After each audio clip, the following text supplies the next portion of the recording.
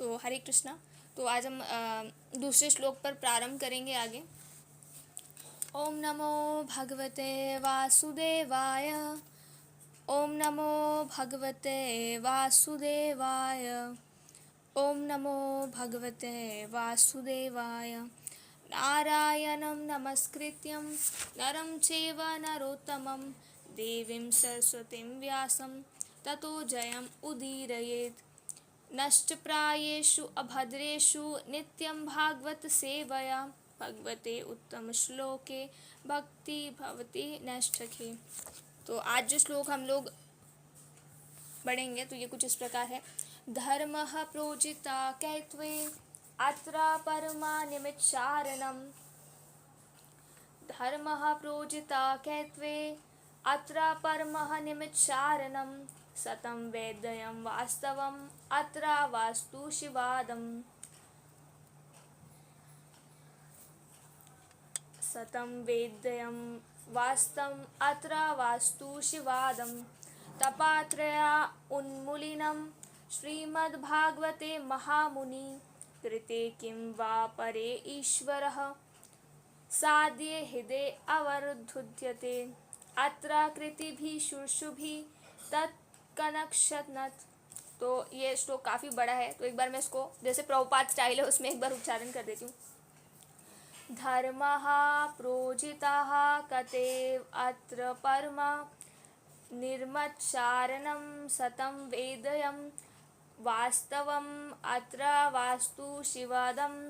तपात्रया उन्मूलनं श्रीमद्भागवते महामुनि कृते किं वा परे ईश्वरेः साद्य हृदये अवरुध्यते अत्र कृतिभिः शुश्रुभिः तत्क्षणक।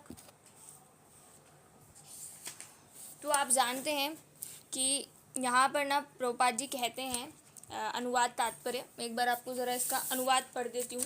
तात्पर्य को हम रीड नहीं करेंगे, बहुत ज़्यादा ही बड़ा है।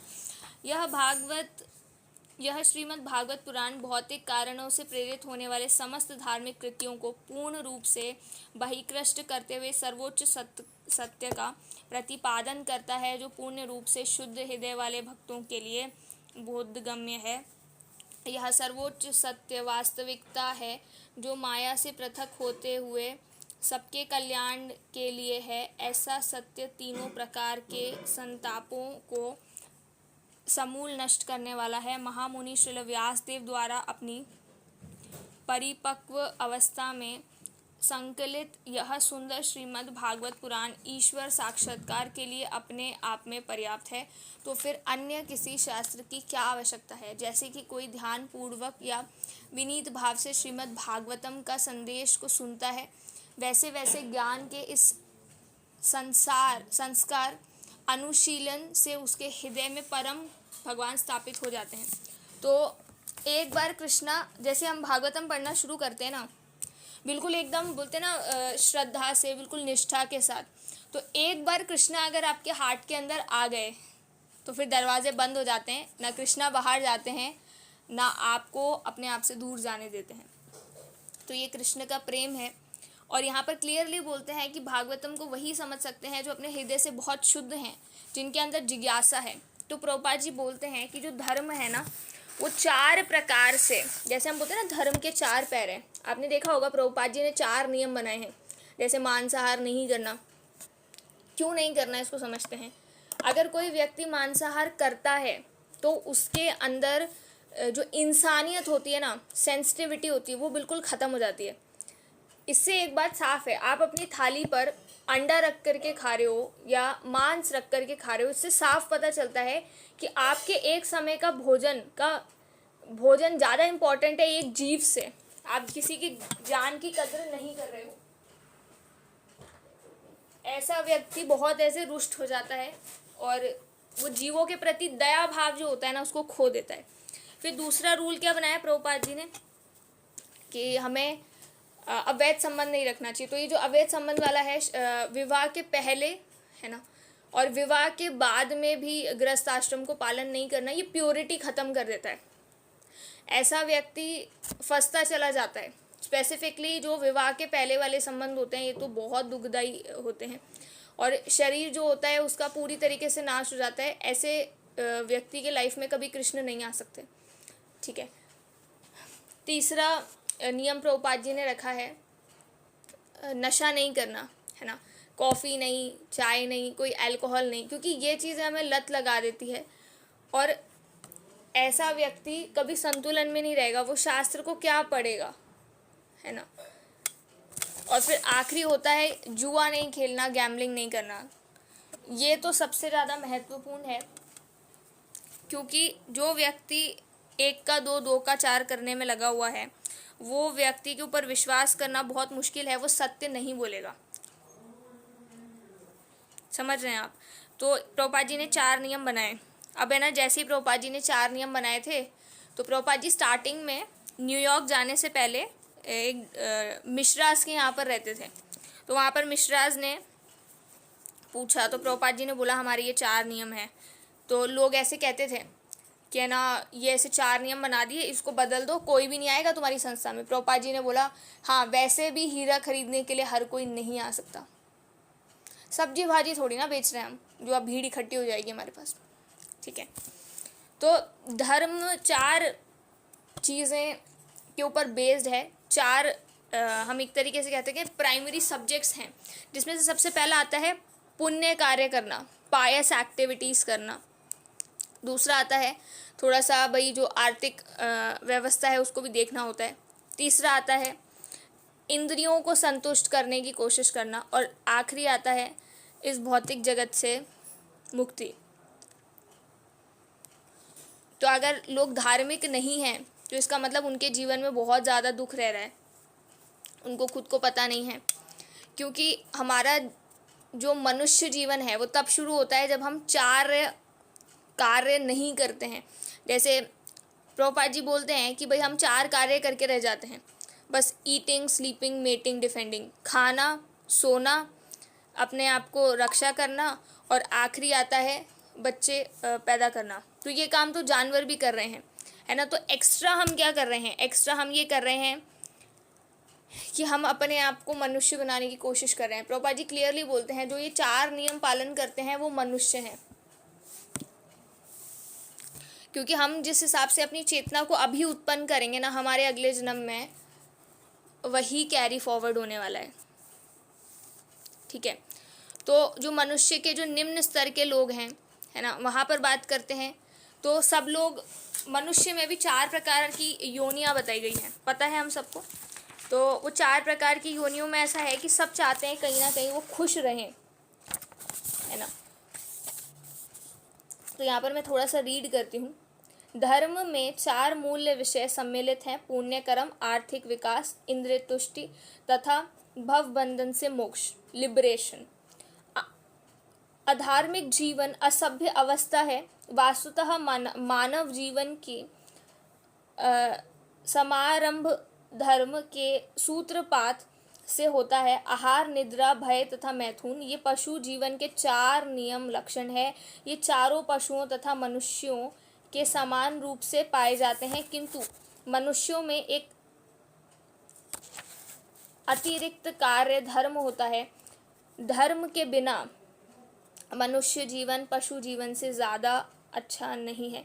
अतः प्रत्येक मानव समाज में धर्म का कोई ना कोई रूप पाया जाता है, जिसका उद्देश्य आत्म साक्षात्कार है, जो ईश्वर के साथ मनुष्य के शाश्वत संबंध को बताने वाला है। तो प्रभुपाद जी यहाँ पर वही बातें कह रहे हैं। आगे आज के टाइम पे तो प्रभुपाद जी बोलते हैं कि आजकल लोग मस्जिदों में, चर्च में, मंदिरों में कम नज़र आते हैं, ऑलमोस्ट खाली दिखते हैं, और ये वास्तविक सच्चाई है। जब कोई त्यौहार होता है, जब कोई फीस्टिंग होती है, भाई आज तो बढ़िया खाने को मिलेगा, तब भीड़ दिख जाएगी।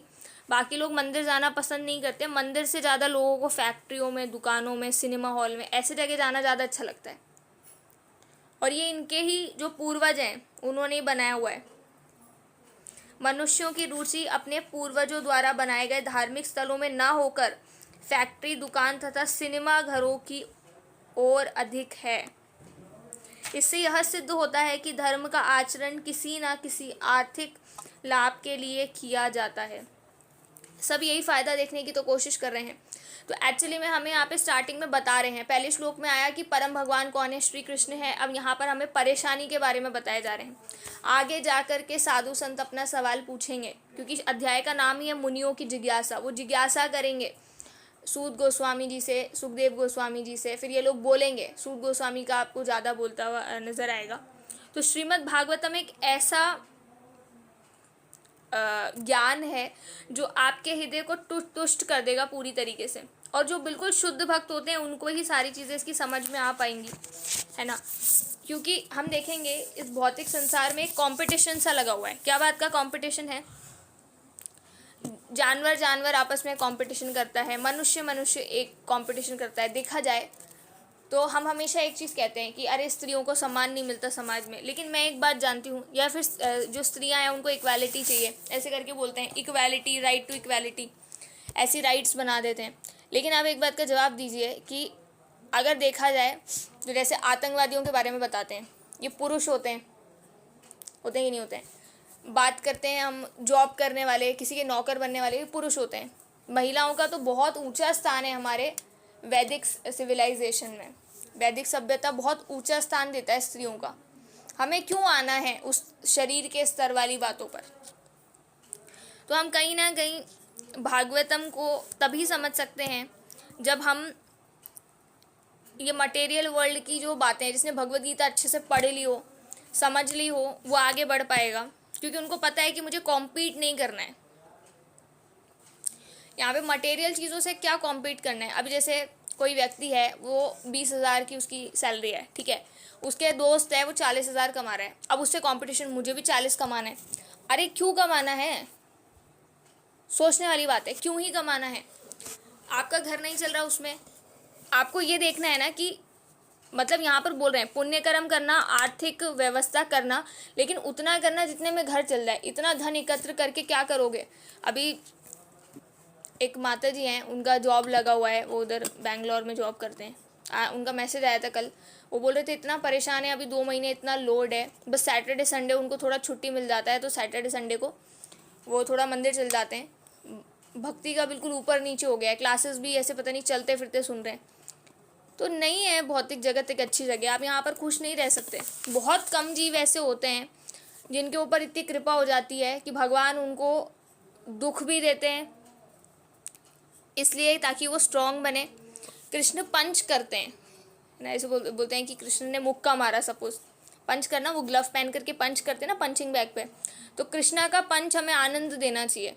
कुंती महारानी क्यों बोली? जैसे एक बच्चा होता है, उसको उसके पापा गोदी में लेकर के ऊपर उछालते हैं 2 फीट 1 फीट 2 फीट जो भी है, तो वो बच्चे को ऐसा लगना चाहिए ना कि अरे मैंने तो विश्वास करा था, ये क्या कर रहे हैं मेरे साथ ये तो मेरे को उछाल के फेंक रहे हैं। लेकिन जब वो देखते हैं कि जो पिता उनको ऊपर ऐसे उछाल रहे हैं वही नीचे से पकड़ने के लिए भी तैयार खड़े हैं, तो बच्चा डरता नहीं, फिर उसको मज़ा आने लगता है। वो कहता है और करो प्लीज़ मेरे साथ, मुझे और खेलना है। क्योंकि उसको बाद में समझ में आने लगता है कि कृष्णा उसके साथ एक्चुअली में खेल रहे हैं, पिता उसके साथ एक्चुअली में खेल रहे हैं।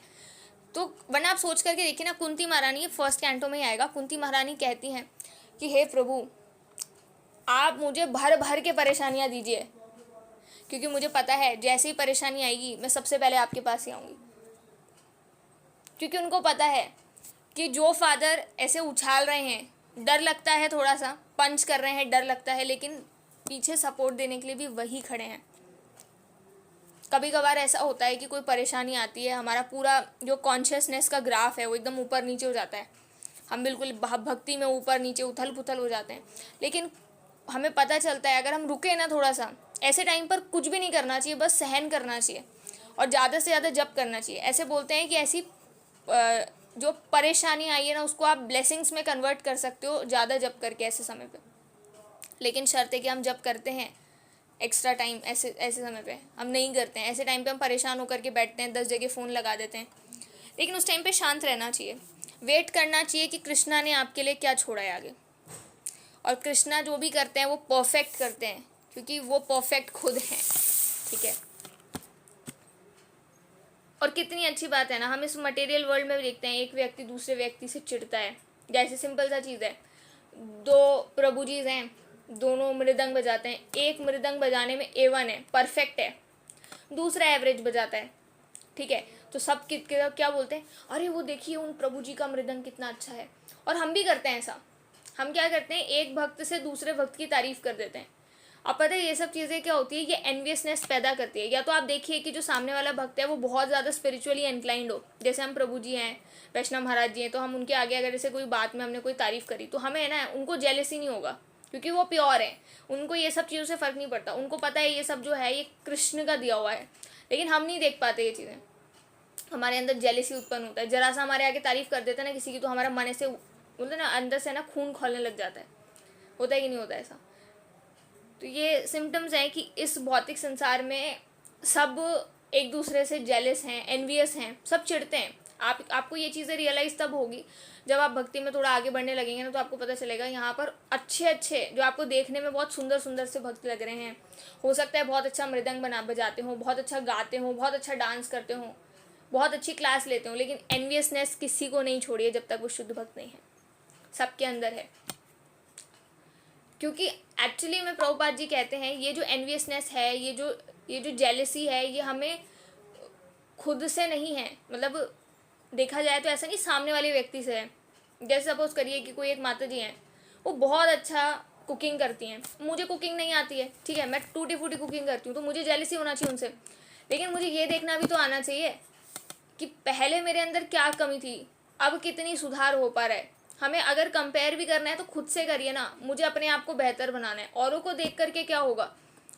अभी तो वही बात हो गई कि है ना, कोई चिड़िया है वो उड़ना जानती है, आप तैरना जानते हो, दोनों एक दूसरे को कंपेयर कर रहे हो। कृष्णा ने अलग अलग रस बनाए हैं, अलग अलग प्रकार के जीव बनाए हैं, सब एक दूसरे से काफ़ी अलग हैं, तो हम में कोई कंपैरिजन नहीं है, सब एक अलग लिविंग एंटिटी है, और जितने प्रिय आप कृष्ण के हैं उतने ही वो भी हैं। ऐसे लोगों की हमें ब्लेसिंग्स लेना चाहिए ताकि हम भी कृष्ण के प्रिय हो पाएं। तो भगवान के धाम में ऐसे जेलसी वगैरह नहीं होता है, वहाँ पर कोई कंपटीशन नहीं है, वहाँ पे सब एक दूसरे के वेल विशर होते हैं। अब इस संसार में देखा जाए तो सेंस ग्रेटिफिकेशन जो होता है, इंद्र तृप्ति, यही बेसिस है, सब लगे पड़े हैं इंद्र तृप्ति करने के लिए। जैसे ही सैटरडे संडे आया नहीं, इवन प्रभुपाद जी भागवतम का 2nd कैंटो में लिखते हैं कि मनुष्य पूरी रात बोलते ना मैथुन करने में निकाल देता है, पूरा दिन खाने पीने में, आवारागर्दी में निकाल देता है, लेकिन उससे बोला जाए कि आपके लिए भक्ति, आपके पास भक्ति के लिए समय है, भक्ति के लिए समय नहीं है। प्रभुपाद जी बोल रहे हैं, उसको पढ़ करके जो शुद्ध भक्त पढ़ रहे हो ना, उनकी आंखों में आंसू आ जाए, प्रभुपाद जी क्या लिख रहे हो आप, ये इतनी दर्दनाक गंभीर स्थिति है। मनुष्य ने अपने आप को जानवर के स्तर पे ला करके खड़ा कर दिया है। यहाँ तक कि हम देखेंगे जो बड़े बड़े देवी देवता है ना, वो भी मुक्त नहीं है। हो सकता है उनके पास पुण्य कर्म ज़्यादा हैं, वो बहुत सात्विक हैं, जो सात्विक होते हैं वो देवी देवता बनते हैं, जो तमोगुणी होते हैं वो राक्षस बनते हैं, जो रजोगुणी होते हैं वो पृथ्वी पे आते हैं। हम लोग मैक्सिममली सारे रजोगुणी हैं, हमारे अंदर रजोगुण ज़्यादा है। जैसे ही जो चांद पे रहते हैं तो चांद वाला एलिमेंट उनके अंदर ज़्यादा रहता है, जो सूरज पे रहते हैं उनके पास अग्नि वाला एलिमेंट ज़्यादा रहता है, जो पृथ्वी पे रहते हैं उनके पास धरती वाला एलिमेंट ज़्यादा रहता है। तो हमने खुद ने अपने आप को ऐसा बनाया है ना। तो श्रीमद् भागवतम हमें परम भगवान श्री कृष्ण के बारे में ज्ञान देती है, हमें बताती है कि ज्ञान कांड, उपासना कांड, कर्म कांड, ये सब मार्ग छोड़ दिए जाएं और सिर्फ भक्ति मार्ग पे चला जाए, भक्ति कांड करिए जो करना है। श्रीमद् भागवतम के थ्रू ही आपको परम सत्य का ज्ञान होगा, आपको पता चलेगा ये सारी की सारी जो शक्तियाँ दिख रही है, मटेरियल एनर्जी हो, कृष्ण की अलग अलग एनर्जीज हैं, है ना, स्पिरिचुअल एनर्जी है, इन्फीरियर है, सुपीरियर है, सारी शक्तियाँ कहाँ से आ रही हैं, कृष्ण से आ रही हैं, भागवतम बताती है। पहले श्लोक में आता है ना, जन्मदे अस्या,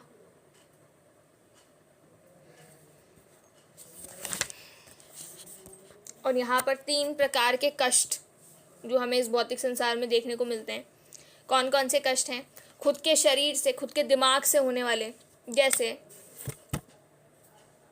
हम इसका एग्जाम्पल लेते हैं, हमारा हाथ है, हाथ पे घाव हो रखा है और कोई व्यक्ति आकर के उंगली उस पर छूता है, तो हम उंगली की गलती है, हाथ की गलती है, हमारे हाथ की गलती है, हमारे हाथ पे चोट लगी है। उसी तरीके से हमारे ऊपर बहुत कष्ट आते हैं, जेलेसी भी आती है, एनवियसनेस भी आता है, लोग गुस्सा भी दिलाते हैं, भक्तों के बीच में भी ऐसा होता है।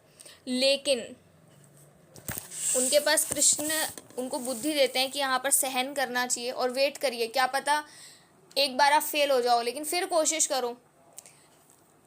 कृष्णा के जो एग्ज़ाम्स होते हैं वो थोड़े से मुश्किल हो सकते हैं, लेकिन एक सिंपल सी बात है कि वो मौका अनलिमिटेड देते हैं। जैसे आप जा कर के आईआईटी का नीट का पेपर दो तो एक लिमिट होती है, उसमें एज लिमिट होती है या तो नंबर ऑफ़ अटैम्प्ट्स लिमिटेड होते हैं, लेकिन यहाँ पर ऐसा नहीं है ना। तो यहाँ पर पहला कष्ट हमें कैसे मिलता है, खुद के ही दिमाग से, खुद के ही शरीर से। जैसे कोई कोई परेशानी होने वाली है, अब जैसे एक आजकल ऐसा होने लग गया है, गूगल हमारे पास है ना। कोई व्यक्ति है, उसने देखा कि मेरे तो यहाँ पे इधर पेट के वहाँ पे दर्द हो रहा था, तो उसने गूगल करा, उसने सीधा बता दिया कैंसर हो सकता है। हमने मान लिया मेरे को तो कैंसर ही है। खुद के ही दिमाग से ही, खुद के ही शरीर से दुखी होना। दूसरा दिया हुआ है किसी और जीव के द्वारा दुखी होना। आप रात को सोने बैठे और अचानक से आपके घर पे जो लैंडलाइन होता है, अब तो लैंडलाइन नहीं होते हैं, लैंडलाइन पर ट्रेन ट्रेन बजने लग गया। अब आप सब टाइम देखे, सारे के सारे घर वाले फ़ोन के पास गए, देखा तो रॉन्ग नंबर था। अब कुछ बोले यार दोनों साइड ही आप चल रहे हो, बोले ऐसा होता तो भी गुस्सा आ रहा था, अब नहीं हुआ तो भी गुस्सा आ रहा है ना। तीसरा है जो भौतिक संसार से नेचुरल कैलामिटीज़ जो होती हैं, जैसे कि बिजली का कड़कना, ज़्यादा बारिश होना। अब ज़्यादा बारिश होती है तो कीड़े मकोड़े आते हैं, बोले ये बारिश हो गई, कीचड़ हो गया। हम लोगों को हर चीज़ से दिक्कत है। तो श्रीमद् भागवतम हमें सिखाता यही है कि आप कृष्ण को शरणागति दो। ये 3 प्रकार के जो कष्ट हैं, ये जो मटेरियल मिजरीज़ हैं इसी संसार में, ये आपसे दूर चली जाएंगी। अब यूँ नहीं है कि ख़त्म हो जाती हैं, परेशानियाँ नहीं आती। अरे परेशानियाँ तो बहुत आती हैं, लेकिन आप ये देख पाओगे कि कृष्ण आपको कितना प्रेम कर रहे हैं, वो वाला भाव आप यहाँ से सीख पाएंगे। क्योंकि हमारे साथ परेशानी पता है क्या है, क्योंकि हम अपना रियल पोजीशन नहीं जानते। हम इस चीज़ को भूल चुके हैं कि हम वास्तव में कृष्ण के अंश हैं और कृष्ण की सेवा के लिए बने हैं। क्योंकि हम सब सेवा ही तो करना चाहते हैं। कुछ नहीं मिलता तो प्रभुपाद जी बोलते हैं कुत्ता बिल्ली पाल लेते हैं और उसकी सेवा करने की कोशिश करते हैं। एक माँ है, वो बच्चे की सेवा में लगी हुई है, बच्चा माता पिता की सेवा में लगा हुआ है, नहीं तो ऑफिस में अपने पत्नी के, है ना, ऐसे करके। ठीक है, तो श्रीमद् भागवतम जो है उसको शुरू से सुनना चाहिए और सीक्वेंस से सुनना चाहिए, है ना। और अगर आपसे पूछा जाए कि श्रीमद् भागवतम को पढ़ने का, अच्छा वॉइस ब्रेक हो रही है, एक सेकंड।